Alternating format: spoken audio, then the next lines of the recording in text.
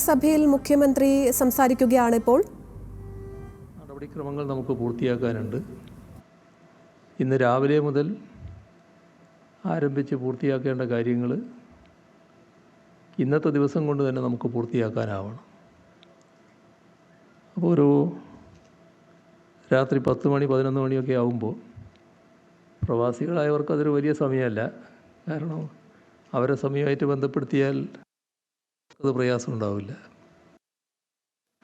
നമ്മുടെ നാട്ടിലാണല്ലോ, അതുകൊണ്ട് അത് കുറച്ചൊരു പ്രയാസമുണ്ടാക്കുന്ന കാര്യമായിരിക്കും.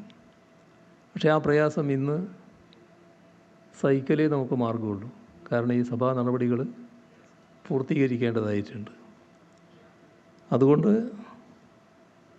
വളരെ വിശദമായ ഒരു ഉദ്ഘാടന പ്രസംഗത്തിലേക്ക് കടക്കാനല്ല ഞാൻ ഉദ്ദേശിക്കുന്നത്. നാം മലയാളികൾ ലോകത്തിൻ്റെ എല്ലാ ഭാഗത്തും ചിതറിക്കിടക്കുന്ന ഒരു ഭാഷാ സമൂഹമാണ്. ഈ തരത്തിൽ ഏതെങ്കിലും കൂട്ടരെ കാണുന്നത് തന്നെ അപൂർവമായിരിക്കും. അപ്പോൾ ലോകത്തെമ്പാടുമായി പറന്നു കിടക്കുന്ന മലയാളി സമൂഹത്തിൻ്റെ ഒരു പരിച്ഛേദം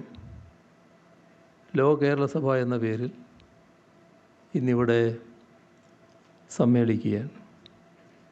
103 രാജ്യങ്ങളിൽ നിന്നുള്ള പ്രതിനിധികൾ ഇവിടെ എത്തിയിരിക്കുന്നു. ഇത് തീർച്ചയായും അഭിമാനകരമായ കൂടിച്ചേരലാണ്. ഈ സഭയിലേക്ക് നിങ്ങളെ ഓരോരുത്തരെയും ഒന്നുകൂടി ഹാർദമായി സ്വാഗതം ചെയ്യട്ടെ.